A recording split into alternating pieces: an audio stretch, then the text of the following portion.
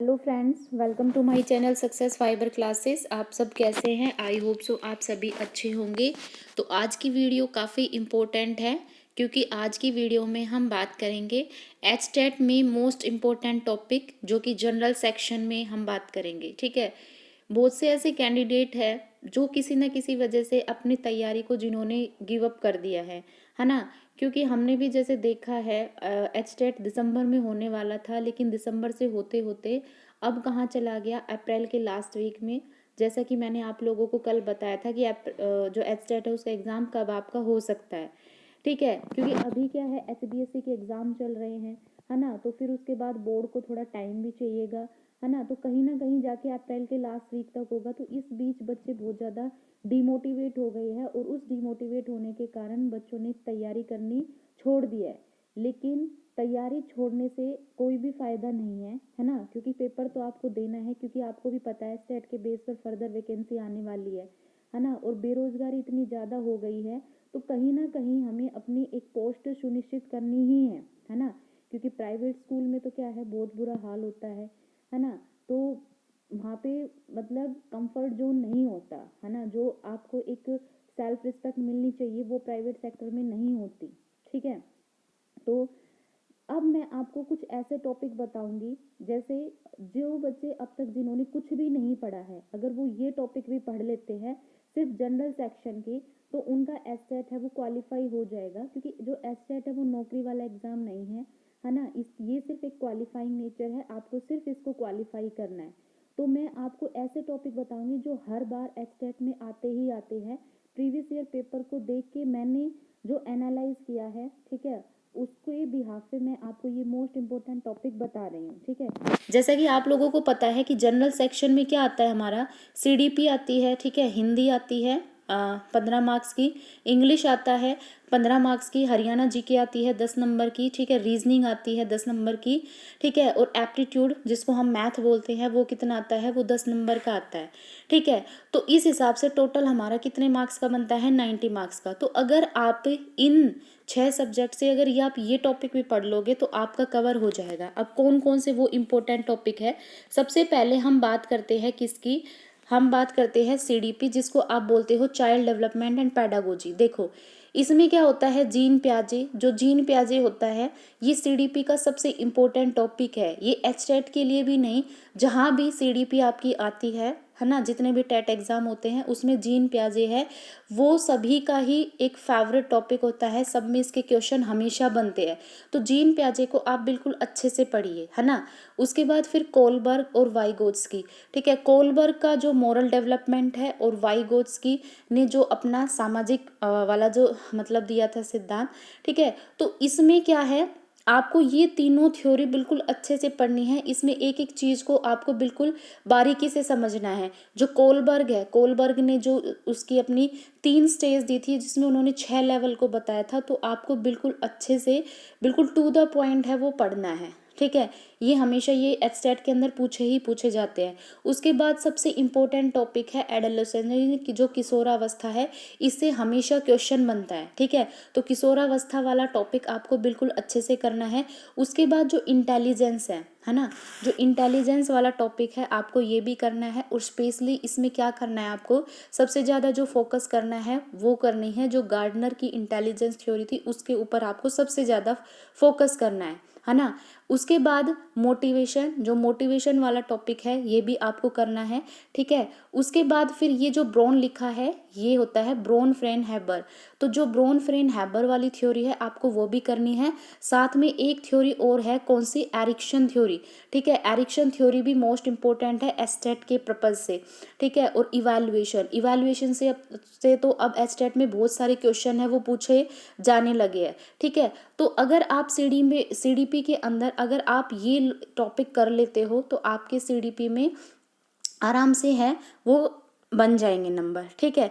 उसके बाद फिर हम चलते हैं नेक्स्ट हिंदी। हिंदी आती है 15 नंबर की। अब कौन से ऐसे टॉपिक्स है जो आपको इसमें बिल्कुल फोकस करना है, जहां आपको अपने कंटेंट पर भी पकड़ बनानी है, ठीक है, और साथ में इसके प्रैक्टिस भी आपको करनी है। सबसे पहला आता है समास, one of the most important topic है समास, ठीक है। उसके बाद फिर आता है वर्ण विचार। वर्ण विचार में क्या क्या आते हैं, जैसे हम पढ़ते हैं ना, ये सघोष अघोष क्या होते हैं, ठीक है। फिर वहाँ पे हम क्या पढ़ते हैं, जैसे उच्चारण स्थान, ठीक है, उच्चारण स्थान से हमेशा क्वेश्चन बनता है, ठीक है। फिर वाक्य, वाक्य वाला टॉपिक, वाच्य वाला, ठीक है। फिर उसमें वचन आता है, फिर विलोम शब्द आपको करने हैं, पर्यायवाची एक क्वेश्चन हमेशा बनता है पर्यायवाची से। संधि, संधि आपको बिल्कुल अच्छे से पढ़नी है, उसके सारे जितने भी टाइप्स हैं, स्वर संधि, व्यंजन संधि, विसर्ग संधि, ठीक है, और क्रिया विशेषण, ठीक है। इसके अलावा और कौन सा होता है, उपसर्ग। उपसर्ग से हमेशा क्वेश्चन बनता है, या तो आपको उपसर्ग से मिलेगा या किससे मिलेगा, प्रत्यय से मिलेगा, ठीक है। तो ये अगर टॉपिक भी आप पढ़ लेते हो, पढ़ना कहाँ से आपको, जो 9th-10th की बुक चलती है हिंदी ग्रामर में, या फिर जिसके पास आसपास 9th-10th के बच्चे नहीं हैं, तो 8th में भी जो हिंदी ग्रामर की बुक होती है, तो उसमें अगर आप पढ़ लेते हो तो आपका जो हिंदी है, हिंदी में जो कंसेप्ट है वहीं से ही क्या हो जाएगा, स्ट्रोंग हो जाएगा। अब दूसरी यहाँ पे बात चल रही है पैडागोजी की, कि हिंदी में अब कहीं कहीं पैडागोजी भी आने लगी है। तो पिछली बार भी बहुत ज़्यादा इस पे हल्ला हुआ था। तो आप पैडागोजी को भी मत छोड़िए, कुछ टॉपिक्स है जो आप पैडागोजी में पढ़ लीजिए, जैसे स्किल्स, जो हमारी 4 स्किल्स होती है ना, जिसको हम लिसन होती है, स्पीकिंग होती है, रीडिंग होती है, राइटिंग होती है। तो उस जो स्किल्स है उनको आप बिल्कुल अच्छे से पढ़ ले, ठीक है। और जो लैंग्वेज एक्वाइजेशन है ना, वो भी आप अच्छे से पढ़ ले, ठीक है। ये हिंदी पैडागोजी है, आप वहाँ से पढ़ ले। अब हिंदी पैडागोजी के लिए आपको यूट्यूब पे बहुत मतलब ऐसे चैनल है जिन्होंने हिंदी पैडागोजी है वो बहुत अच्छे से पढ़ा रखी है, ठीक है। जब मैंने रीट की तैयारी की थी राजस्थान की, तो मैंने वहाँ पे जो हिंदी पैडागोजी थी, वो मैंने जो आकाश कटेवा वाला है चैनल, तो उन्होंने क्या है वहाँ पे हिंदी की तैयारी करी थी, तो करवाई थी, तो मैंने वहीं से ही हिंदी पैडागोजी पढ़ी थी, बहुत अच्छे से हिंदी पैडागोजी है वहाँ से मतलब पढ़ाई थी, ठीक है। मैंने अपने नोट्स भी बनाए थे, लेकिन अब वो नोट्स मेरे पास नहीं है, नहीं तो मैं आपको करा देती हिंदी पैडागोजी, ठीक है। उसके बाद ये तो हुई किसकी, हिंदी की बात। अब आती है इंग्लिश की बात। जैसा कि इंग्लिश है वो भी क्या है, 15 नंबर में आएगी। तो इसमें वॉइस नरेशन, ये तो सबसे इम्पोर्टेंट टॉपिक है। ये तो इंग्लिश की मतलब जैसे बोलो कि जान है एक टाइप से, है ना। इनसे तो क्वेश्चन हमेशा ही बनता है, ठीक है। उसके बाद प्रीपोजिशन, टेंसेज, इसको भी आपको अच्छे से पढ़ना है। Subject verb agreement, subject verb agreement के जो रूल्स होते हैं, जैसे आइदर और है तो वर्ब किसके अकॉर्डिंग आएगी, ठीक है। आल्दो है तो वर्ब किसके अकॉर्डिंग आएगी, ठीक है। इन एडिशन टू है तो वर्ब किसके अकॉर्डिंग आएगी। तो मतलब ये जो सब्जेक्ट वर्ब एग्रीमेंट के जो रूल्स है ना, अगर आप उन रूल्स को पढ़ लोगे अच्छे से, तो सब्जेक्ट वर्ब एग्रीमेंट का क्वेश्चन सोल्व हो जाएगा। जैसे हमने एक रूल पढ़ा है सब्जेक्ट वर्ब एग्रीमेंट में, कि अगर दो सब्जेक्ट एंड से जुड़े होते हैं तो वर्ब हमेशा कैसी आती है, प्लूरल आती है। तो ये जितने भी रूल्स है आप इस पे अपनी अच्छे से पकड़ कर लो, ठीक है। तो इंग्लिश आपकी बिल्कुल अच्छे से कवर हो जाएगी, ठीक है।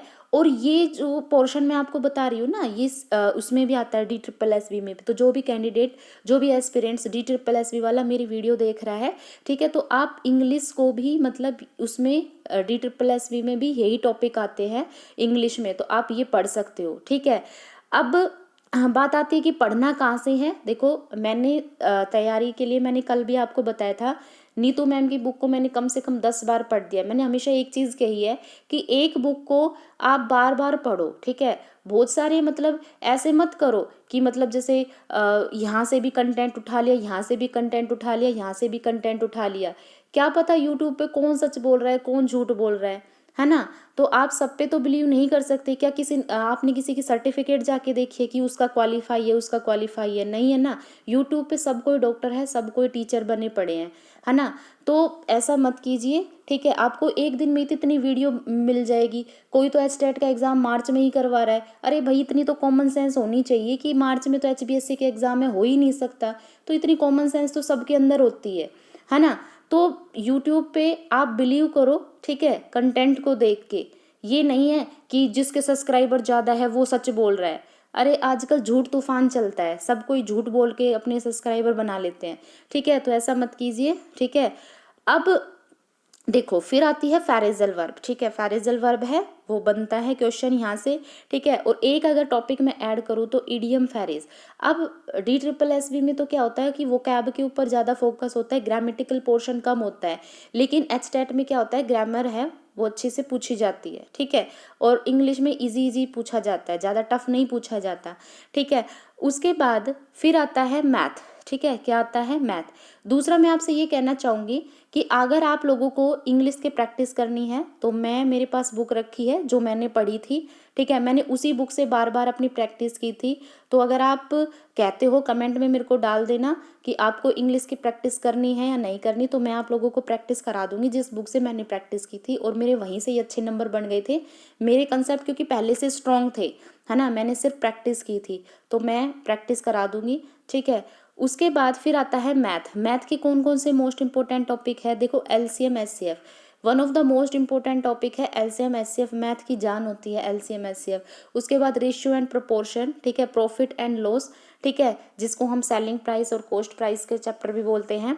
फिर आता है परसेंटेज, फिर आता है टाइम एंड वर्क, और उसके बाद मेंसुरेशन का क्वेश्चन भी बनता है।